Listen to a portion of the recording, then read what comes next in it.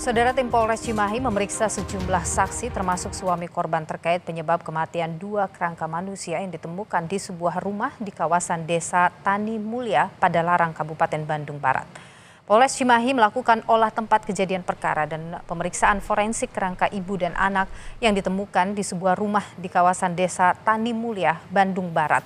Tim Polres Cimahi sudah memeriksa sejumlah saksi termasuk meminta keterangan suami korban untuk mencari penyebab kematian dua anggota keluarganya.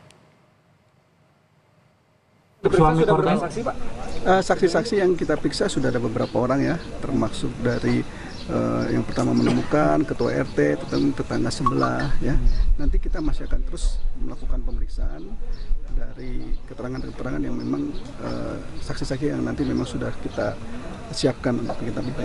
Suami korban ini bisa dikatakan sebagai saksi juga? Ya, untuk sementara kita masih minta keterangan ya. Saat ini posisinya ada di sekitar sini karena memang ada keluarganya yang tinggal di sini.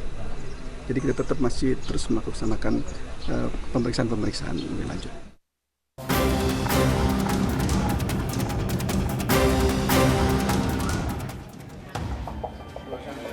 Tim Polres Cimahi masih mendalami kasus penemuan kerangka ibu dan anak di Desa Tani Mulia, Kabupaten Bandung Barat. Sejumlah bukti dikumpulkan penyidik untuk mengungkap penyebab kematian korban.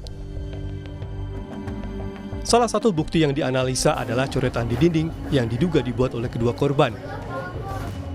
Dalam beberapa petikan kalimatnya tertulis, "Surat untuk Mujoyo, jangan buat janji kalau gak bisa menepati janji. Katanya mau bayar aku sekolah tapi semua itu dusta.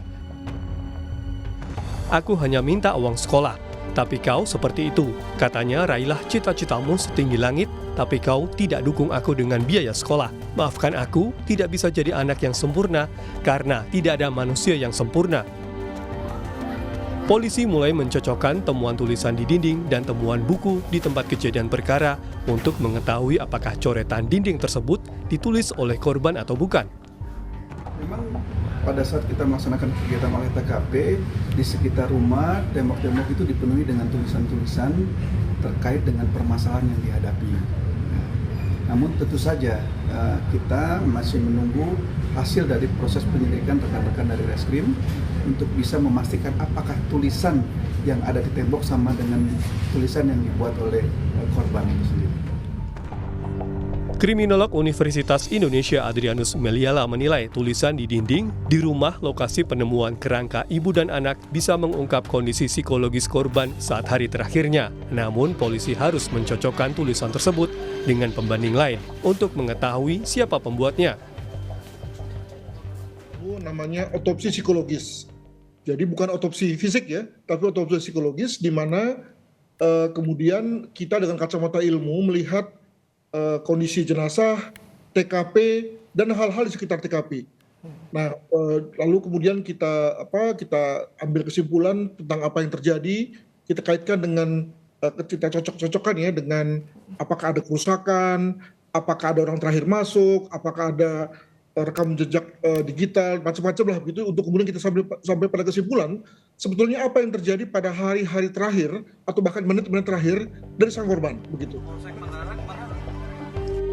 Saat ini Satreskrim Polres Cimahi sudah memeriksa sejumlah saksi termasuk suami korban untuk mengungkap penyebab kematian ibu dan anak yang ditemukan meninggal di rumah di Desa Tani Mulia, Kabupaten Bandung Barat. Tim Liputan Kompas TV.